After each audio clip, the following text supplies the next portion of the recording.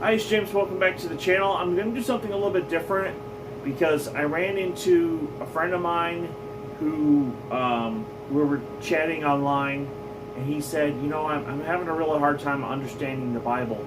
And so I said, what if I did a video where I went through cover to cover, Genesis to Revelation, and explained the Bible? And so he's like, yeah, I'd watch that.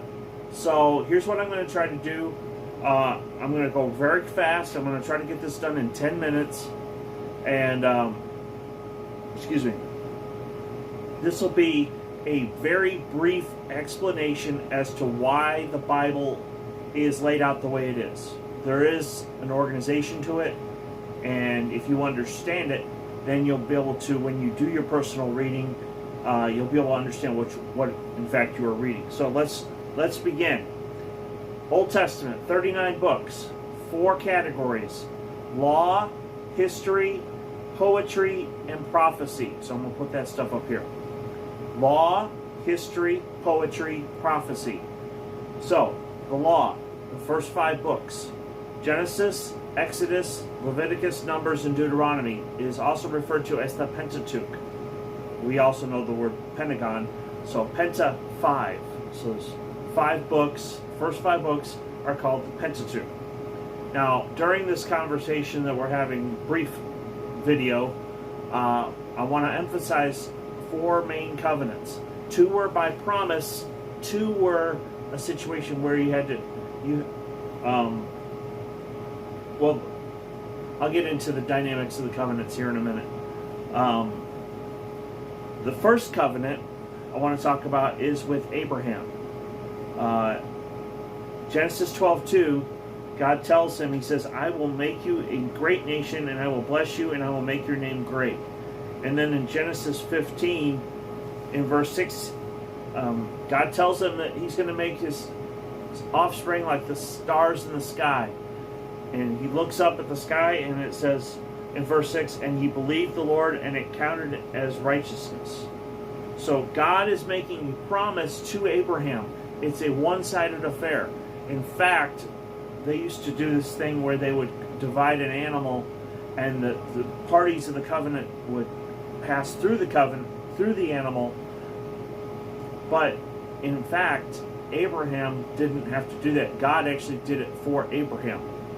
So now Genesis is interesting because Genesis, you got the first 11 chapters talking about 4 different things: creation, fall, the flood, and the Tower of Babel. But the next 39 chapters really are about 4 different people: Abraham, Isaac, Jacob, and then Joseph. So by the time you get to Exodus, the people are the beginnings of the nation of Israel. They're down in Egypt. They start multiplying. Pharaoh doesn't trust them. Thinks, well, if an army comes, they'll join in with my enemies and they'll defeat me. So he makes them slaves. Of course, God uses Moses to deliver the people, and each of the plagues that were put against Pharaoh was a rebuke of one of the Egyptian gods. Leviticus, obviously, it's an explanation of what the Levitical priesthood needed to do. Numbers, you're dealing with the 12 spies that went into the promised land. 10 of them came back with a bad report. Only Joshua and Caleb had a good report. And that's why they're the only 2 Israelites from that generation that actually got to go into the promised land. Deuteronomy is the second law. All the other Israelites, other than Joshua and Caleb, died in the wilderness. So Moses had to give the law a second time before he died. Alright. Mosaic covenant.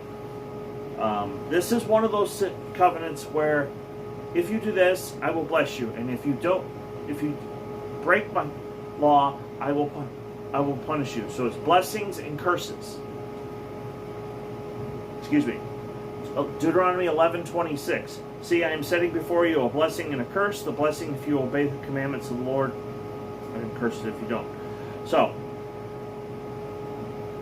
you have history from Joshua all the way to Esther, And then poetry is Job, Psalms, Proverbs, Ecclesiastes, and Song of Solomon. Now, by the time you get to Judges, God uses judges to provide leadership of the nation of Israel, and ultimately, once they get to Samuel, the people cry out and say, we want a king like the other nations. Well, in Samuel's mind, God was their king, and so ultimately he realized that they weren't asking to get rid of Samuel, they were actually rejecting God. But God honored their request and gave them Saul. And physically, he was taller than everybody else, he was impressive looking, but he ended up being a terrible leader. David, on the other hand, was a man after God's own heart. Now, you get to 2 Samuel, then you get to 1 and 2 Kings, and you're like, why do we have 1 and 2 Kings, and then you read Chronicles, and you're like, why is this the same stuff? Well, 1 and 2 Kings was written from the point of view of the nation of Israel, which David's grandson, Rehoboam, caused a division within the nation. So the top 10 tribes left and went with Jeroboam, and Judah and Benjamin stayed loyal to the house of David. So what we refer to as the nation of Israel, the top 10 tribes, were eventually conquered by the Assyrians. Judah actually survived that, and you can read about that in Isaiah, but ultimately they were conquered by the Babylonians. Now, the Medes and Persians eventually took over 70 years later, and the Israelites were allowed to go back to the homeland. And Ezra and Nehemiah are dealing with the process of rebuilding. Esther is a little bit different. It's unique in the sense that there is no mention of the word God anywhere in that book. So, but it is a story about a young lady who was put in a position to basically become queen of Assyria. And she was put in that position. God foreordained for her to be queen so that when Haman plotted against the Jews, she was able to speak up against that plot. She was able to, not only was Haman executed for what he had tried to do, but the Jews were able to defend themselves. And the Bible actually says in Esther, which is one of the few places it does, that people actually became Jewish. So, poetry, we're looking at Job, Psalms, Proverbs, Ecclesiastes, and Song of Solomon. Job actually lived during the time of Abraham. But the interesting thing is, I tell people all the time when I'm explaining pastoral care, Job's friends actually stayed with him for a week and didn't say a word. They were just there. That their presence alone was comforting. But then they spent the next 35 chapters arguing. Psalms were primarily written by David. There's laments, there's praise, there's all different kinds of things that David is just really pouring out his heart to God. Proverbs and Ecclesiastes and Song of Solomon were all written by Solomon. Proverbs, of course, wisdom, literature. Ecclesiastes, Solomon admits, I tried all the world's ways. I tried wine and women and gathering material possessions, and none of that made me happy. And of course, Song of Solomon, or Song of Songs, is a love story between the king and his beloved. Some people believe that this is about Christ and the church. So there's a lot of mature material in Song of Solomon. Now, I want to go back to the covenants, and I'm not going to get under 10 minutes, but that's okay. The Davidic covenant, God makes a promise to King David. He requires nothing in return. This is a promise where he says in 2 Samuel 7:16, because give you a little bit of background, David wanted to build a temple for God because they had the ark had been in a tent for many years, and God says, I will let you gather the materials. Your son is going to build that temple, but I'm going to make this promise to you, King David.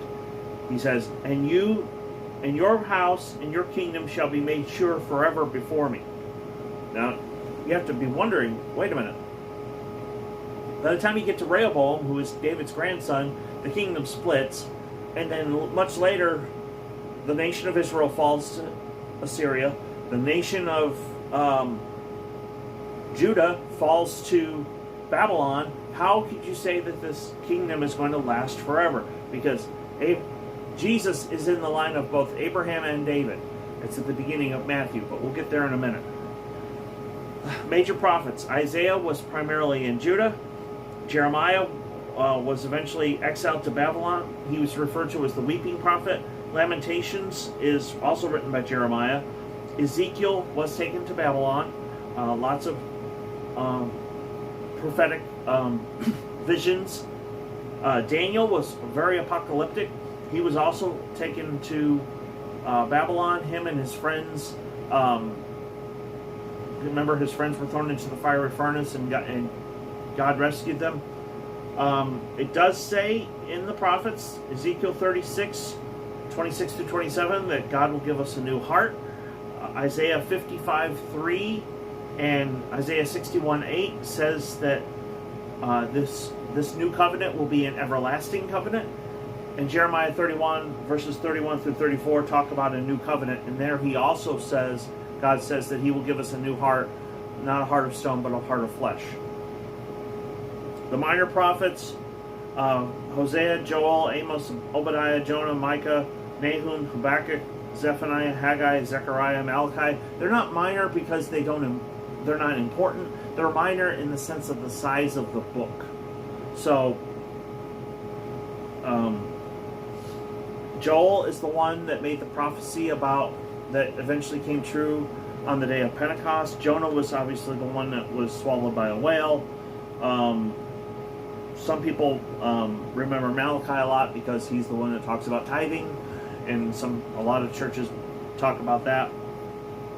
All right, New Testament. Oh, wow, 12 minutes. I'm going to try to make this as short as I can, folks.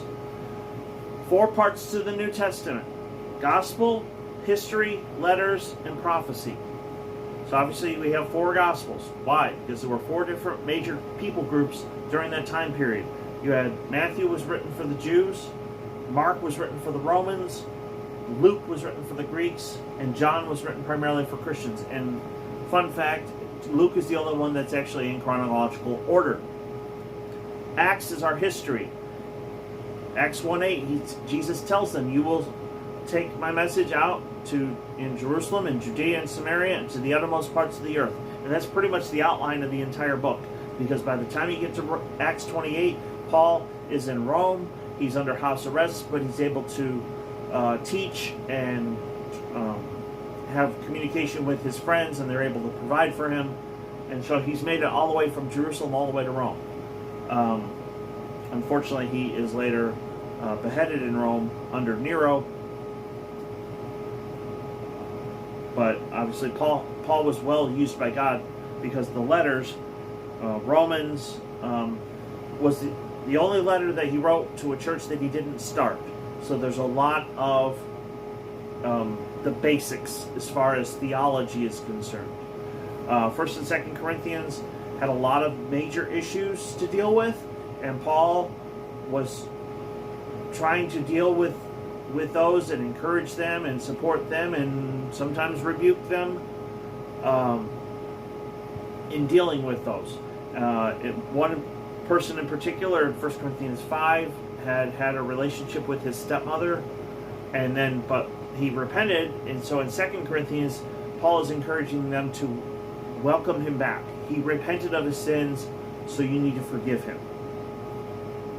Galatians, Paul is dealing with the Judaizers. These are people that went in behind Paul after Paul started a church, and they would tell the people, well, Jesus was a Jewish man, and he followed the Jewish law, and he fulfilled the Jewish scriptures, so therefore, in order for you to be saved, you have to be Jewish. And Paul said, no, that's not true. Of course, cross-reference Acts 15, you'll see what the Council of Jerusalem said, and the apostles were in complete agreement with him. They said, no, that's not good. Ephesus deals more with 3 main topics: grace, peace, and love. Philippians, Paul is encouraging the people of Philippi to have their joy in Christ. Colossians, Paul is encouraging them to remember who they are in Christ. 1 First and Second Thessalonians. First Thessalonians, Paul is basically writing a letter. Some people say this is Paul's first letter, and he says to them, "You're doing well. Keep doing it." It's really a letter of encouragement. Second Thessalonians, Paul is telling them, you need to stand firm. You need to stand firm until Jesus comes back. Now, the next three letters are specific pastoral letters. It's a subset of the larger segment on letters.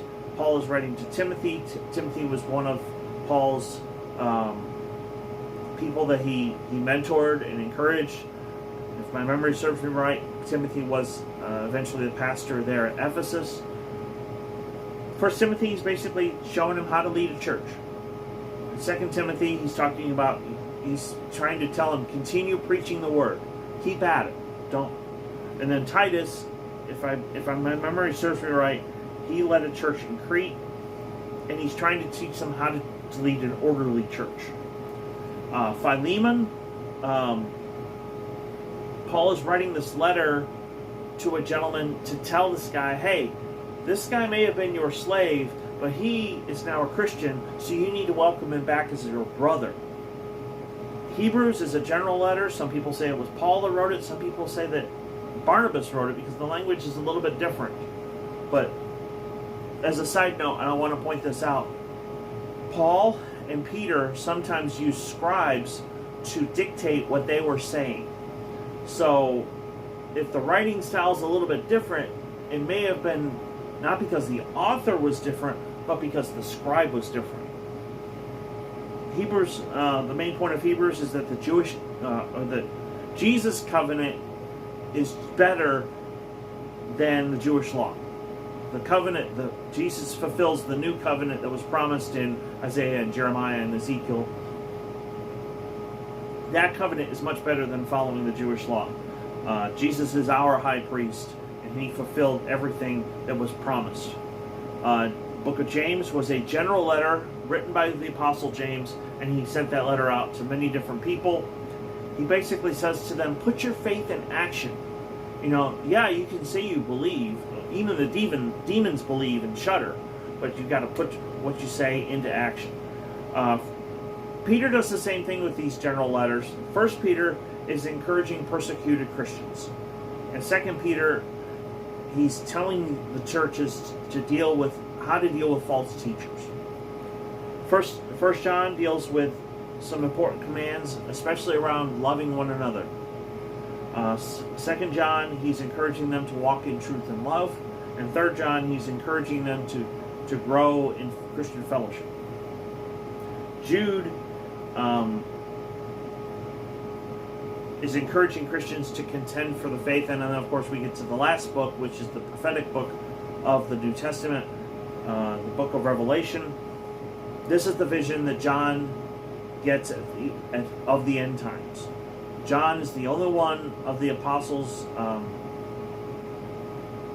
History tells us that they tried to kill him and somehow failed. There's a couple different conflicting stories about that.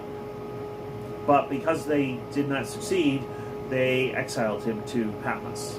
And so John receives this vision, and it's a vision of the end times. Now, there are three different points of view relating to Revelation. You have those that are premillennialists. They believe that in Revelation 4 that is somehow a picture of this rapture, which that word's not in the Bible, but that the church will be pulled out.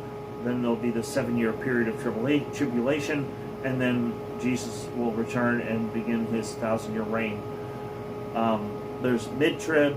There's those that believe that we'll get 3.5 years into this tribulation period. Then Jesus will come back, pull the church out, and then the earth will have to experience the rest of it. Then there's post-trib. I'm a post-trib guy. I believe we're going to have some period of tribulation, and then Jesus is just going to come back and put an end to all the nonsense on this earth. So, I did it in less than 20 minutes. I hope it wasn't boring. But remember, there's 4 key covenants. You got the Abrahamic covenant, you got the Mosaic covenant, you got the Davidic covenant, and then you have the New covenant. And the Bible is a book about covenants, and God does keep his covenant God does keep His word. He made a promise even as early as Genesis 3:15 that the seed of the woman would crush the serpent's head, and that was, of course, a prophetic word about Jesus. So, love you guys. I know it's a little bit longer than normal video, but I covered literally Genesis to Revelation in 20 minutes. So, I love you guys. Thank you, Matt, for the great idea.